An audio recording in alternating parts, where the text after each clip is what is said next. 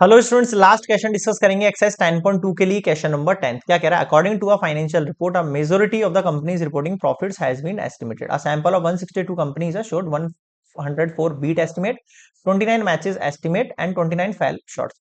तो first case पे find कर रहा है what is the point estimate निकालना है, यानी पी का value proportion that fail short estimate. Short estimate वाली कंपनी कितनी है? 29। डिवाइड में कितना आएगा? टोटल कंपनी यानी 162। इसको इससे डिवाइड कर दे, कितना आ जाएगा? 0.1790। कैलसी यूज कर रहे हैं अपन। आप जो है सेल्फ करना है इसको। ये हो गया फर्स्ट केस। सेकंड केस पर आ जाओ। Determine the margin of error, provide 95% confidence level. अगर 95% कॉन्फिडेंस लेवल तो 1 माइनस अल्फा इक्वल्स टू 0.95 हो जाना चाहिए। अल्फा की वैल्यू 0.05 हो जानी चाहिए और जेड अल्फा बाय 2 की वैल्यू जेड 0.025 और इसकी वैल्यू होती है 1.96। क्लियर हुआ यहां तक सभी को? ठीक है, अब आगे देखो। Determine the margin of error. Okay, तो मार्जिन ऑफ एरर कैसे निकालते हैं अपन? नेक्स्ट स्लाइड पे आना पड़ेगा, इसमें नहीं होगा। सेकंड केस में लगा रहा हूं मैं मार्जिन ऑफ एरर। देखो, Z alpha by 2 multiply root के अंदर पी 1 माइनस पी और अपॉन में एन। इसकी वैल्यू 1.96 है। मल्टीप्लाई रूट के अंदर पी का वैल्यू क्या है भैया? इसके अंदर पी का वैल्यू अभी अपन निकाला क्या? नहीं निकाला है अपन ने। बीट एस्टिमेट के लिए पी निकालना पड़ेगा यार आपको ना। एक मिनट रुक जाओ। इसी सेकंड केस के लिए बीट के लिए आपको पी निकालना पड़ेगा ना। ये वाला पी जो है वो तो फेल शॉर्ट एस्टिमेट के लिए, और अगर आपको मार्जिन ऑफ एरर निकालना है तो उसके लिए भी बीट्स फाइंड करने पड़ेंगे। तो बीट वाली कंडीशन कितनी है? 104 है। 104 अपॉन 162, इसको भी इससे डिवाइड कर दो कैलसी में। इसको इससे डिवाइड करेंगे, कितना आ जाएगा? 0.6420। कितना आ गया? 0.6420 आ गया आपके पास वैल्यू। अब इस वैल्यू को आप यहाँ यूज करो, 0.6420, 1 माइनस 0.6420 और डिवाइड में एन का वैल्यू, एन मतलब 162। अब देखो 1.96 को मल्टीप्लाई करना है 0.0377 से, इसको कैलकुलेट कर लेना आप। इन दोनों को मल्टीप्लाई करेंगे, कितना आ जाएगा? 0.0738। This is your margin of error. क्या आ गया? Margin of error. बताओ क्या समझ में नहीं आया? क्लियर है यहां पर सभी को?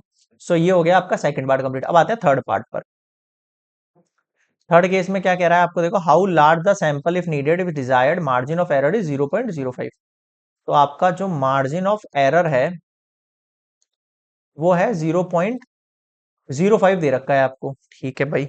अभी अपन ने फाइंड किया जेड अल्फा बाय 2 की वैल्यू 1.96 है। इस केस में how large the sample is needed if the desired margin of error is 0.05 अगर हो जाए तो एन का वैल्यू कितना निकलेगा? बिल्कुल आसान है, ये तो 0.05 मार्जिन एरर हो गया। इसकी वैल्यू 1.96 हो गई। मल्टीप्लाई रूट के अंदर पी का वैल्यू अभी अपन ने कितना निकाला था? 0.64। कितना था वो वैल्यू? 642। एक सेकेंड, वैल्यू क्या था? हाँ, 642 वैल्यू था। फिर 1 माइनस 0.642 था और अपॉन में एन का वैल्यू 162 था। ओ सॉरी, एन का वैल्यू फाइंड करना है आपको। हाउ लार्ज है ना, कितना साइज होगा, मतलब ये वैल्यू अगर इस तरीके से वर्क कर रही तो एन का वैल्यू कितना निकलेगा ये निकालना। तो बिल्कुल आसान है।